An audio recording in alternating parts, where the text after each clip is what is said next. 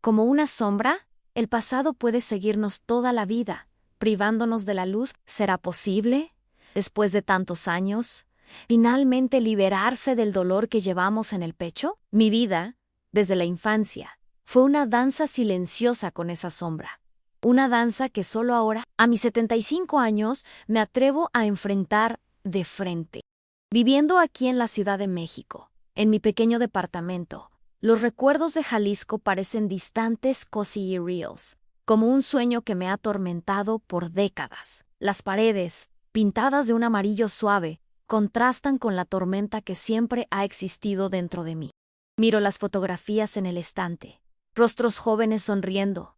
Why me pregunto, ¿acaso esa niña, que alguna vez fui, existió de verdad? Miro por la ventana, hacia las calles concurridas del Paseo de la Reforma, y me pregunto si la gente que pasa por ahí abajo también carga sus propios fantasmas. La vida en la ciudad grande me dio el anonimato que tanto deseaba, la oportunidad de ser solo Esperanza, la señora de pocas palabras, la vecina reservada que riega sus plantas. Pero la soledad que elegí, esa misma soledad que me protege de tener que explicar mi historia, es también la prisión más grande. Es un muro que construí ladrillo a ladrillo, miedo a miedo, para mantenerme a salvo de cualquier toque, de cualquier conexión que pudiera reabrir la herida. Me acuerdo de cada detalle de ese lugar: el olor a tierra mojada, el calor del sol en mi piel, el campanario de la iglesia sonando, las calles empedradas de Jalisco, las casas de adobe. Todo sigue tan vivo en mi memoria. Es ahí donde todo comenzó, y es ahí donde mi corazón se quedó, atrapado en el tiempo. Era un pueblito donde la fe era el cimiento de todo, donde la iglesia no era solo un edificio, sino el corazón palpitante de la comunidad. La vida era sencilla, llena de colores vibrantes en las fiestas patronales y la devoción inquebrantable en cada rezo. Pero para mí era un escenario de secretos y silencios.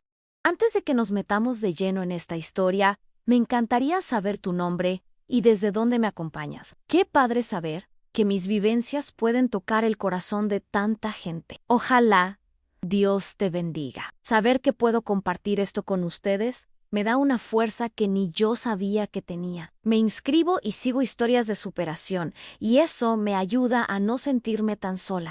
Me gusta ver cómo cada uno de nosotros encuentra su propia forma de seguir adelante, incluso cuando el mundo parece venirse abajo. Compartir mis penas y mis alegrías es la manera que encontré de conectarme con el mundo, de sentirme parte de algo más grande. El padre Miguel, con su voz mansa y su figura imponente, era la figura más respetada de ese lugar. Él era el centro moral y social, el hombre al que todos recurrían en momentos de aflicción o de alegría. Para una Nina, él era la representación de Dios en la tierra, un ser de bondad y luz. Recuerdo verlo pasar con su hábito negro y sentir una reverencia que me parecía natural. La comunidad confiaba en él ciegamente, y mi familia no era la excepción. La devoción de mi madre, Carmen, era inquebrantable, y por eso yo nunca cuestioné cuando ella me pedía hacer cosas en nombre de la fe. Mi casa, como las de todos los vecinos, era sencilla, pero llena de vida.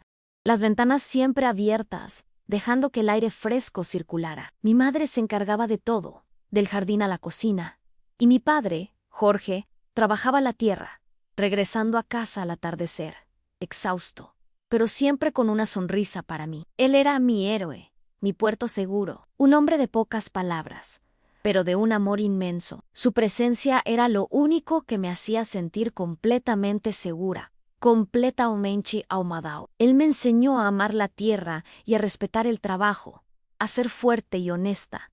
Pero había algo en mi casa, un silencio pesado que no sabía explicar, una tensión entre mi madre y mi padre que yo, de niña, no comprendía. Se querían, yo lo sabía, pero había una distancia, una cosa no dicha que flotaba en el aire. Mi madre parecía siempre preocupada, siempre rezando para que la suerte nos llegara, para que tuviéramos prosperidad. Ella me decía que el Padre era el puente entre nosotros y Dios, y que Él tenía el poder de bendecirnos.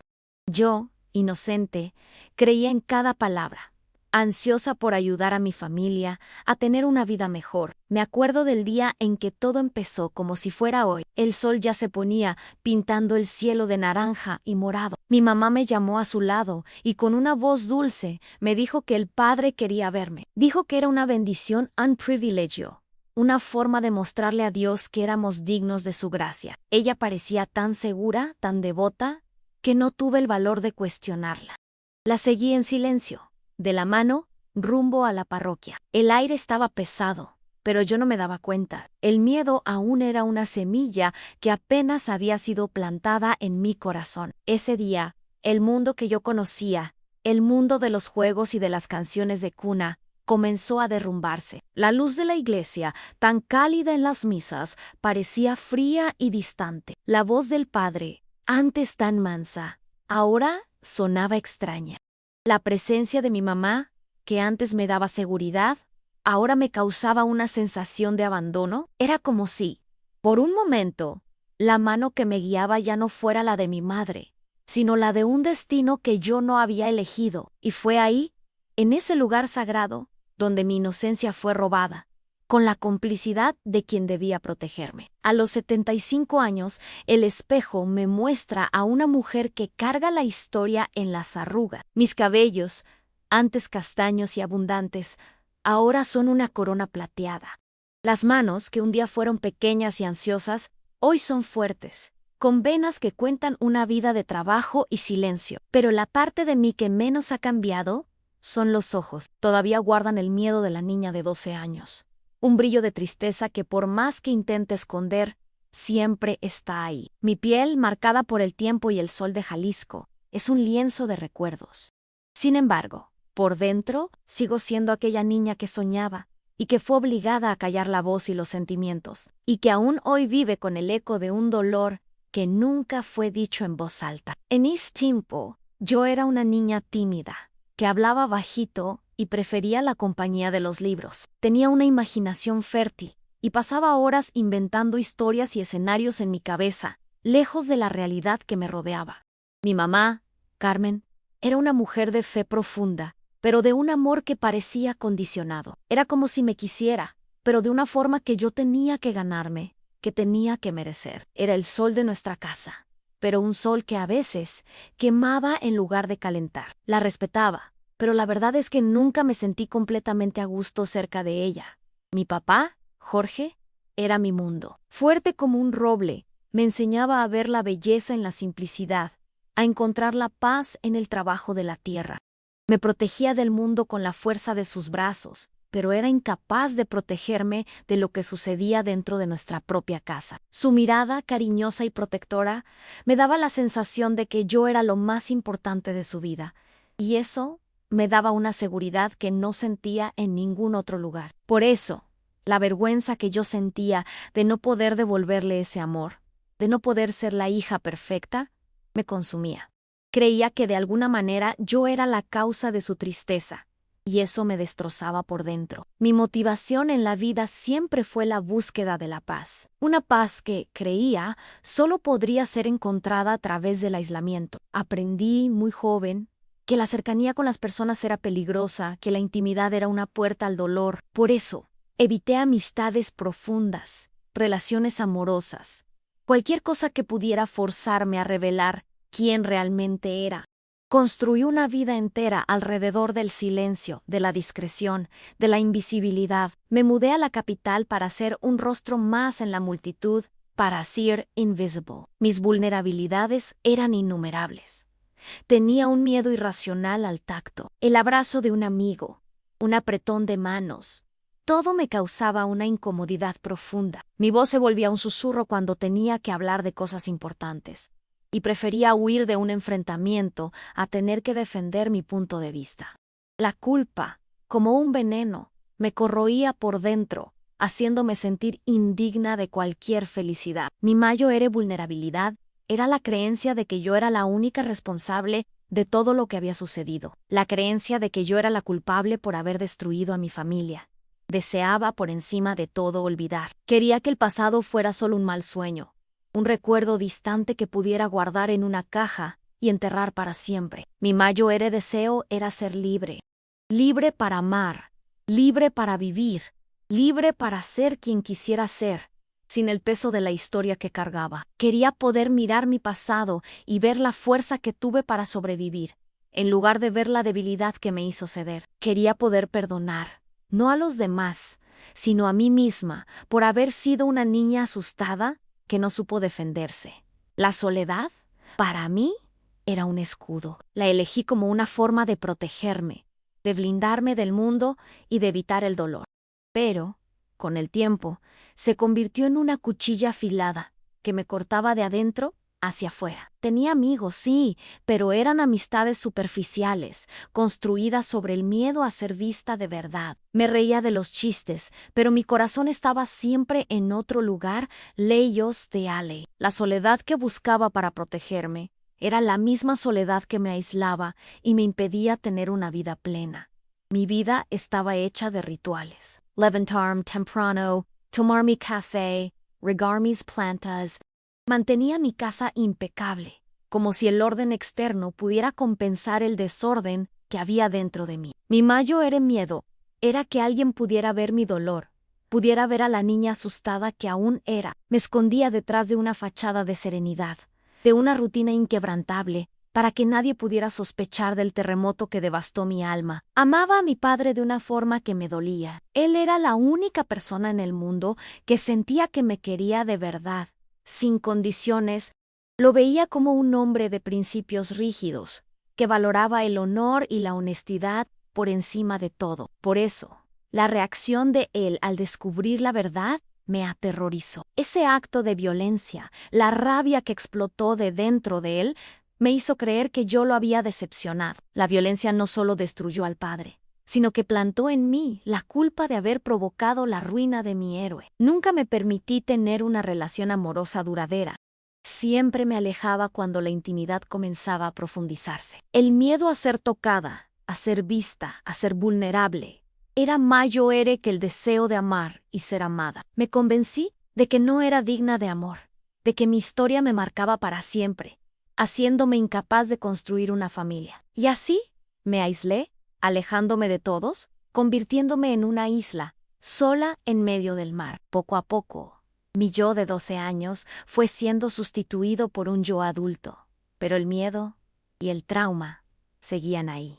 Me volví una mujer reservada, con una sonrisa educada poro distante. Me concentré en trabajar, en tener una vida organizada, en no dar problemas a nadie. Mi vida era un guión meticuloso, donde no había espacio para lo inesperado, para la sorpresa, para la vida real. To do era controlado, calculado, como una forma de sentirme segura en un mundo que para mí era impredecible y aterrador. Ahora, en la vejez, mi pasado vuelve a tocar a la puerta. La muerte de mi madre, la última persona que me conectaba a él, me hizo detenerme a reflexionar. Me pregunto si lo que me mueve ahora no es la búsqueda de paz, sino la búsqueda de la verdad. Quiero entender qué sucedió de verdad, no solo como una niña traumatizada, sino como una mujer que necesita respuestas para liberarse. Y para eso, tengo que regresar.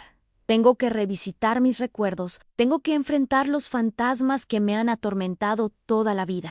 La vida de un niño es como un jarrón de cristal Fragile White Pearl. ¿Qué sucede cuando alguien lo rompe? Para mí, el astillado más doloroso fue la mentira, la fachada de una familia perfecta que escondía un secreto terrible. El problema no fue solo el abuso en sí, sino la forma en que me fue presentado, envuelto en palabras de fe y devoción. Mi madre, Carmen, me dijo que era por nuestro bien, que el padre Miguel era el enlace entre nosotros y la bendición divina. Decía que si yo le hacía favores, Dios nos daría prosperidad, nos sacaría de la pobreza. Y yo, con solo 12 años, inocente y desesperada por ver a mi familia feliz, le creí. Esa mentira me hizo creer que mi dolor era un sacrificio, que yo era la responsable de la salvación de mi familia. Y eso era un peso demasiado grande para mis hombros. El abuso sistemático y cruel se convirtió en una rutina.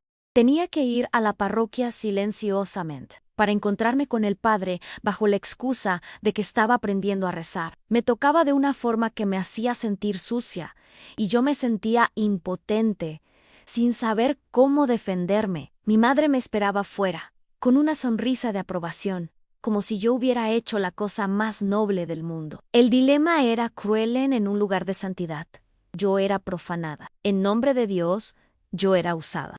En cada visita a la iglesia me sentía más distante de Dios, más distante de mí misma. Mi problema central era el trauma que el abuso me causó, pero también la traición de mi madre. No era una extraña, era la mujer que me dio la vida, la persona en quien debía poder confiar. Su complicidad me hizo cuestionar el amor, la fe e incluso mi propia dignidad. Me sentía como un objeto, una moneda de cambio. Y su voz, diciéndome que era por nuestro bien, resonaba en mi cabeza, haciéndome cuestionar qué era correcto y qué era incorrecto. Su mirada, que debía protegerme, me entregaba al dolor. El secreto se convirtió en un fardo que cargaba sola. No podía hablar con mi papá, porque tenía miedo de que se enojara o que me culpara, como mi madre hacía. Me convertí en una niña silenciosa, que observaba el mundo de lejos, con una tristeza en los ojos que era difícil de esconder. El miedo a que alguien descubriera la verdad me consumía, y vivía en constante pavor de ser expuesta. Mi silencio era mi única forma de protegerme, pero también me aislaba del mundo y me impedía pedir ayuda. La vida en mi casa se convirtió en una farsa. Sonrisas falsas, conversaciones vacías, una alegría que no existía. Yo veía el amor de mi padre por mí, pero no conseguía devolvérselo de forma genuina. La culpa me impedía sentirme merecedora de su afecto. Me sentía una carga para él, una decepción. Mi madre, por su parte, me trataba como una heroína, la responsable de la prosperidad que, en su cabeza, teníamos. Pero la prosperidad nunca llegó, y yo me sentía cada vez más vacía. Cada día el dolor y el silencio crecían, sofocándome poco a poco. El evento central, el clímax de mi infancia, fue el descubrimiento de mi padre. Recuerdo estar en la sala, cosiendo, cuando oí su voz, fuerte y llena de rabia. Había oído una conversación entre mi madre y yo, una conversación donde mi madre me decía que fuera al padre de nuevo. Él, un hombre de principios rígidos y honor inquebrantable, finalmente supo la verdad. El shock y el dolor en su rostro son imágenes que nunca salieron de mi mente. Él, que era mi héroe, se sintió traicionado, no por mí, sino por el mundo que él pensaba que era puro. Él, que me quería de forma incondicional, descubrió que el mundo me había lastimado de la peor manera posible. La mirada de mi padre, tan llena de amor, se transformó en una furia que yo nunca había visto antes. Él, que era la personificación de la calma, se volvió un vendaval, fue directo a la parroquia, y lo que sucedió a continuación fue una pesadilla. La comunidad entera oyó los gritos, la violencia. Mi padre, el hombre pacífico, invadió la iglesia y casi mata al padre Miguel, con una furia que yo no sabía que él tenía. La violencia no solo destruyó al padre, sino que destruyó a mi familia. Mi padre, que siempre fue mi puerto seguro, se volvió la personificación de mi dolor. La comunidad, que antes nos veía como una familia devota, nos vio como el centro del escándalo. La violencia de mi padre, la vergüenza, todo cayó sobre nosotros. La figura del padre, que era el centro de la comunidad, se volvió un mártir. Nadie sabía lo que él había hecho, solo que mi padre, en un acto de furia, lo había atacado. Y yo, la niña que supuestamente causó todo esto, fui vista como la hija del diablo, la responsable del caos. Mi nombre fue arrastrado por el lodo, y la vergüenza se volvió una segunda piel. La violencia, que debería haberme vengado, me condenó. Mi padre, consumido por la vergüenza y el dolor, se aisló. No podía mirarme a los ojos, porque verme era recordar su fracaso en protegerme. El hombre que yo amaba y admiraba se volvió un extraño. Mi madre, por su parte, echó la culpa en mí, diciéndome que yo había provocado al padre. Nunca admitió su culpa. Nunca se arrepintió. Me hizo la villana de nuestra historia, haciéndome creer que la culpa era mía, que yo había plantado la semilla de la discordia. A los 18 años ya no aguantaba más. La casa, antes llena de vida, era un cementerio de silencios. El pueblito, antes un paraíso, era una prisión. Huí a la Ciudad de México, lejos de mi pasado, pero el pasado vino conmigo, en la forma de un trauma profundo, de una culpa que me consumía. Pensaba que la distancia curaría, pero la verdad es que el tiempo solo silenció el dolor, pero no lo curó. Y así viví mi vida, con el corazón roto, con el trauma definiéndome. El problema central de mi vida no era el padre, ni mi madre. Mi problema central era la culpa, el silencio, el trauma que me hizo creer que yo era la única responsable de todo el dolor. El abuso, la violencia, la vergüenza, todo esto me transformó en una mujer solitaria, con miedo a conectarse, con miedo a amar. Me convertí en la sombra de la niña que un día fui. Y viví mi vida entera escondiéndome de un pasado que creía haber causado yo misma. Y ahora, a los 75 años, ha llegado la hora de enfrentar la verdad, de desenterrar mis fantasmas, de liberarme. La vida puede ser cruel, pero la mayor crueldad es cuando las personas que deberían quererte te hieren. Mi madre, que debería haberme protegido, me entregó. Mi padre, que me quería, no supo cómo reaccionar. Y yo, una niña inocente, fui víctima de la crueldad y de la ceguera. La herida del abuso es profunda, pero la herida de la traición, de la culpa y del silencio es aún más dolorosa. Y es esa herida que cargo conmigo hasta hoy, esperando el momento justo de sanarla. Con el tiempo, el peso del secreto comenzó a moldearme. Me convertí en una concha, una cáscara vacía, con un dolor tan profundo que no sabía cómo nombrarlo. Mi vida se transformó en una huida, un intento desesperado de escapar de los recuerdos, de la gente, del dolor. Huí a la Ciudad de México a los 18 años, con el corazón en pedazos y una maleta llena de ropa vieja. La ciudad, con su inmensidad y su anonimato, era el refugio perfecto. Yo era solo un rostro más en la multitud, y eso era exactamente lo que necesitaba. El anonimato era un regalo, la invisibilidad era un alivio. Me metí de lleno en el trabajo, limpiar casas, kosher, cualquier cosa que me mantuviera ocupada, que me impidiera pensar. El trabajo se convirtió en mi terapia, una forma de canalizar mi energía y de mantenerme en pie. Ahorraba cada centavo, porque el miedo a depender de alguien era mayor que cualquier otra cosa. La independencia se convirtió en mi religión, mi única forma de sentirme segura. Nunca mi case. Nunca tuve hijos. La idea de tener una familia, de conectarme de forma profunda con alguien, me aterraba. El amor, para mí, era sinónimo de dolor. Y la intimidad, sinónimo de peligro. El conflicto, que antes era externo, se volvió interno. Yo luchaba contra mí misma, contra la culpa que me consumía, contra la voz de mi madre, que me decía que yo era la culpable. Cada día, me convencía de que yo merecía la soledad, de que era incapaz de ser amada, de tener una vida plena. Evitaba el contacto visual, hablaba poco, me convertía en una sombra. Mis elecciones eran todas dictadas por el miedo y el dolor. Elegí la soledad para no tener que abrirme, el trabajo para no tener que pensar, la distancia para no tener que sentir. Mi conflicto era mi propia existencia. La muerte de mi madre, hace unos meses, me trajo de vuelta a Jalisco. No quería ir. El miedo y la repulsión me consumían, pero la culpa, la eterna compañera de mi vida, me hizo ir. Y fue allí, arreglando sus cosas, donde encontré el diario de mi padre, un libro de tapa de cuero desgastada, escondido en el fondo de un cajón. Su caligrafía tan familiar me hizo llorar. Él, que nunca fue un hombre de muchas palabras, había escrito un diario. La curiosidad me ganó y empecé a leer, y cada palabra que leía era un golpe en mi corazón, una revelación que lo cambiaba todo. El diario reveló a un hombre destrozado, que se sentía culpable por no haberme protegido. Él no me culpaba, como mi madre me había hecho creer. Él se culpaba. Escribió sobre el dolor de haber visto la inocencia de su hija ser robada, la impotencia de no haber podido hacer nada. Escribió sobre la vergüenza que sentía, no de haber defendido a su hija, sino de haber perdido el control, de haberse vuelto un hombre violento. La violencia no fue un acto de odio, sino de desesperación.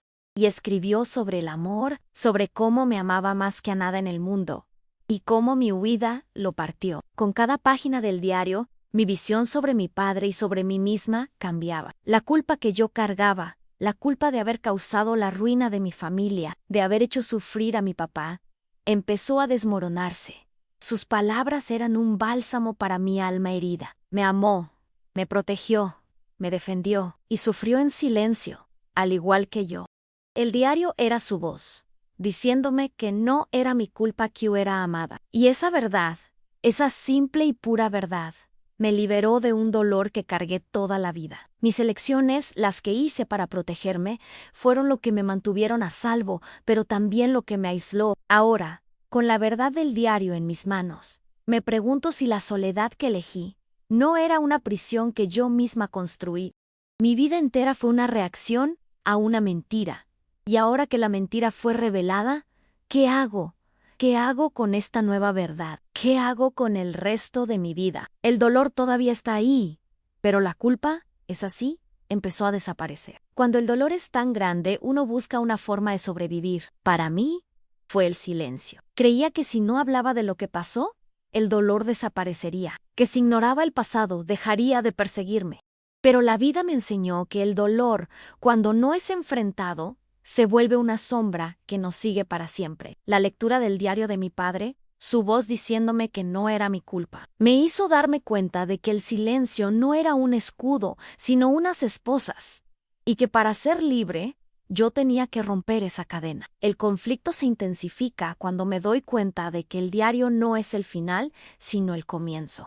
El diario me dio la verdad, pero ¿qué hago con ella? ¿Cómo enfrento a la gente que me juzgó, que me condenó? ¿Qué hago con la comunidad que todavía me ve como la hija del diablo? El conflicto ahora es entre mi deseo de esconderme, de volver a mi vida de anonimato y la necesidad de liberarme de verdad, de mostrarle al mundo y a mí misma que mi historia no es de vergüenza, sino de superación. Mi vida entera fue una preparación para este momento.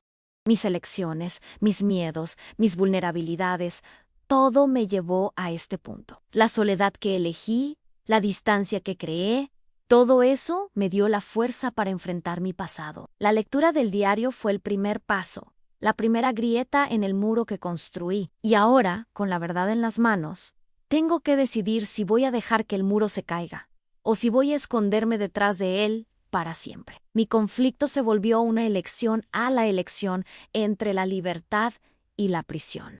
Muchas veces me encontré pensando que mi vida era una historia triste, sin un final feliz, que mi historia era la historia de una víctima, de una mujer que fue marcada para siempre. Pero el diario de mi padre me mostró que mi historia es de amor, de un padre que me amó más que a su propia vida, y que mi historia no es de vergüenza, sino de superación. Y esta nueva visión me dio el valor que necesitaba para continuar. Me dio el valor de volver, de enfrentar el pasado, de luchar por mi libertad.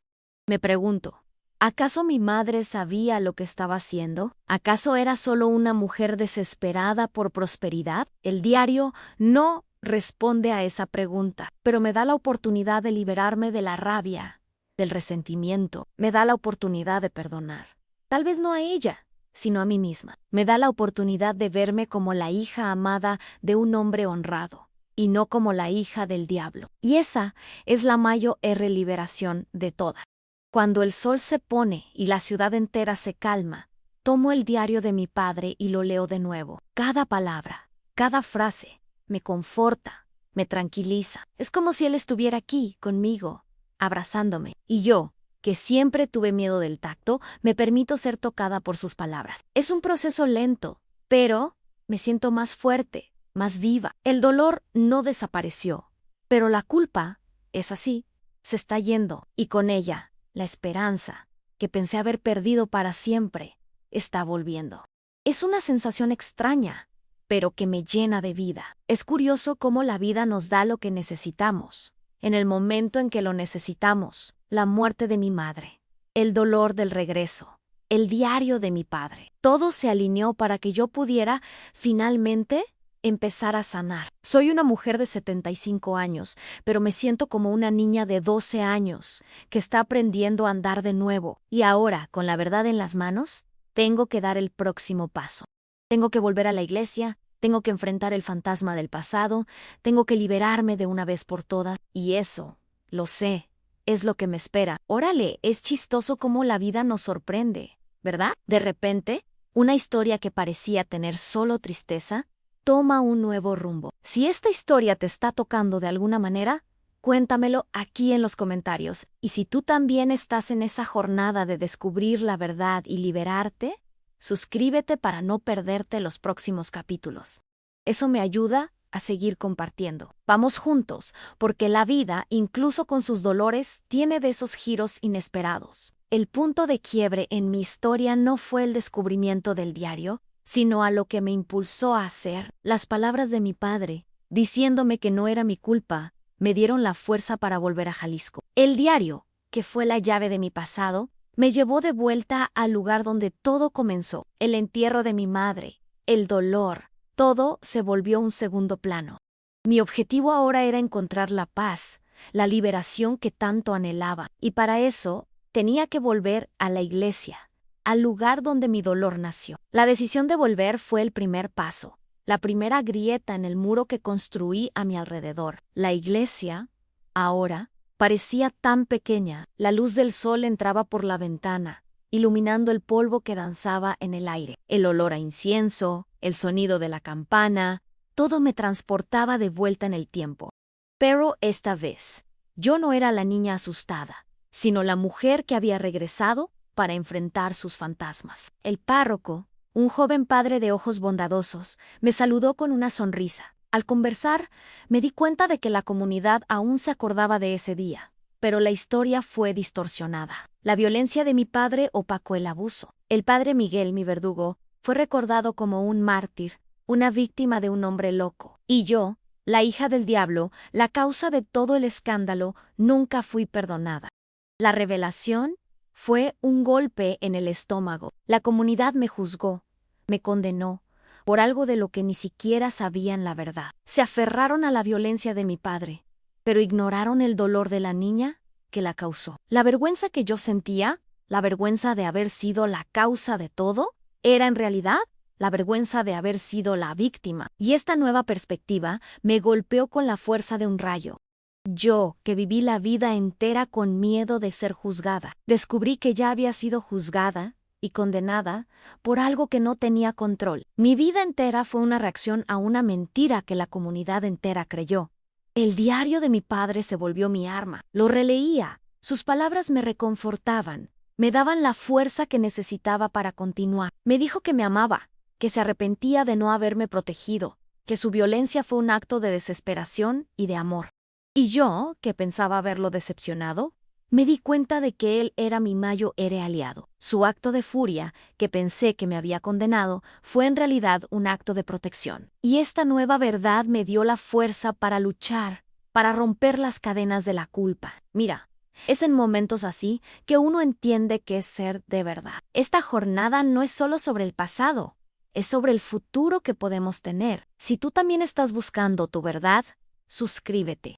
Eso me da una fuerza inmensa para seguir adelante y compartir estas historias de superación. Saber que no estoy sola, que mi historia puede inspirarte, hace toda la diferencia. El punto de quiebre fue mi decisión de hablar, de no esconderme más, de no tener más vergüenza. Volví a la iglesia y hablé con el padre. Conté mi historia, la historia de la niña que fue usada en nombre de la fe, la historia de un padre que la amó tanto, que la defendió con furia. La historia de una comunidad que se aferró a una mentira, y el párroco, con los ojos llenos de lágrimas, me escuchó con atención. No me juzgó, no me condenó, me dio su bendición, me dio su paz.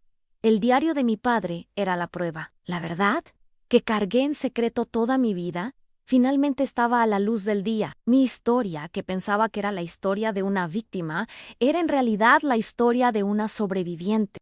La historia de una mujer que fue marcada, pero que se negó a ser definida por el dolor. Y esta nueva visión de mí misma me dio la fuerza para perdonar. Perdonar a mi madre por su ceguera. Perdonar a la comunidad por su ignorancia. Y, lo más importante de todo, perdonarme a mí misma, por haber creído que la culpa era mía. El enfrentamiento no fue con la comunidad, no fue con el padre. El enfrentamiento fue conmigo misma, con la niña asustada que yo todavía era. Su voz, diciéndome que yo era culpable, que era sucia, aún resonaba en mi cabeza, pero la voz de mi padre, diciéndome que era amada, era más fuerte. Su voz me dio el valor de liberarme, di por donarme. de finalmente aceptar que yo era la víctima, no el culpable. Y esa aceptación fue el punto de quiebre, el momento en que mi vida, finalmente, comenzó a tener sentido. El silencio, que antes era mi prisión, se volvió mi herramienta.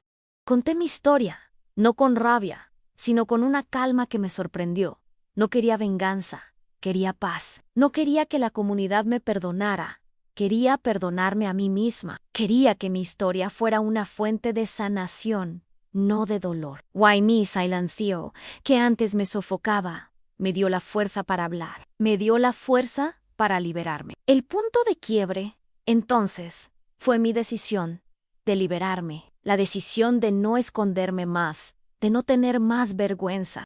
La decisión de contar mi historia no como una historia de dolor, sino como una historia de superación. Y la decisión de perdonarme, de amarme, de aceptarme. Y esa decisión, lo sé, es lo que me espera. La resolución de mi historia no fue un final feliz de cuento de hadas, sino un desenlace de paz. La jornada que me llevó de vuelta a Jalisco, el diario de mi padre y la conversación con el párroco, todo esto me dio lo que más necesitaba, a la oportunidad de liberarme de la culpa. El entierro de mi madre, que fue el detonante para todo, se convirtió en un catalizador para mi sanación. Al visitar la tumba de mis padres, no sentí rabia ni tristeza, sino una profunda sensación de paz. Entendí que mi padre, en su desesperación, me amó de una forma que yo no conseguía ver, y mi madre, en su ceguera, también estaba buscando lo mejor para nosotros, de la forma que ella sabía, aunque haya sido la peor. Mi historia era, por encima de todo, una historia de superación. La resolución, para mí, fue la aceptación. Aceptación de que mi vida fue lo que fue, y que yo no soy culpable de ello. Aceptación de que mi madre, en su ignorancia y desesperación, me traicionó, pero que su traición no me define. Aceptación de que mi padre, en su amor y su furia, me protegió de la forma que pudo. Aceptación de que la comunidad me juzgó, pero que su juicio no me define. Yo no necesitaba el perdón de ellos. Yo necesitaba mi propio. ¿Y la aceptación? ¿Es así? Fue mi perdón. Mi jornada fue larga, pero cada paso valió la pena. El dolor, el silencio, la soledad, todo esto me moldeó en la mujer que soy hoy. Una mujer fuerte que sobrevivió a la tormenta y que ahora en la vejez encuentra la paz. La conclusión no fue una victoria, sino un aprendizaje. Un aprendizaje de que el amor, incluso en medio de la violencia, puede protegernos. Un aprendizaje de que la verdad, aunque tarde en salir a la luz, siempre nos libera.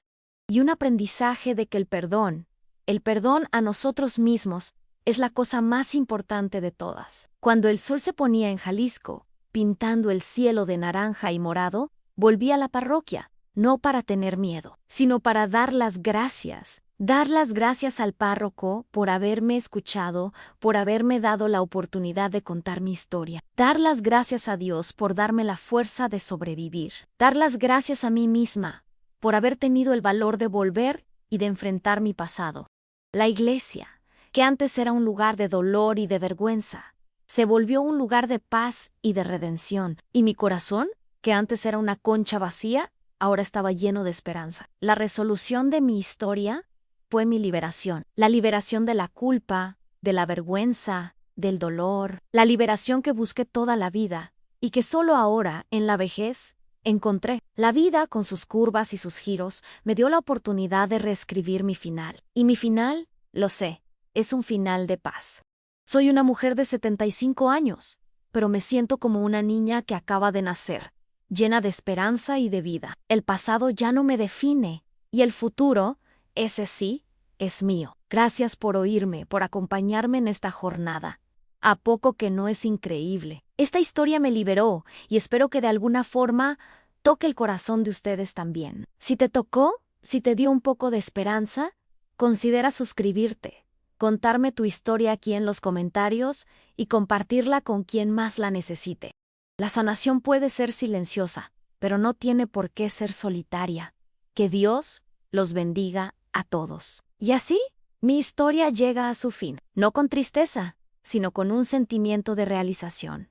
La vida me dio una segunda oportunidad, y yo la aproveché. Why mi historia, que antes era una historia de dolor, Ahora es una historia de amor, de superación, de perdón. Y esta historia, lo sé, es mi verdad.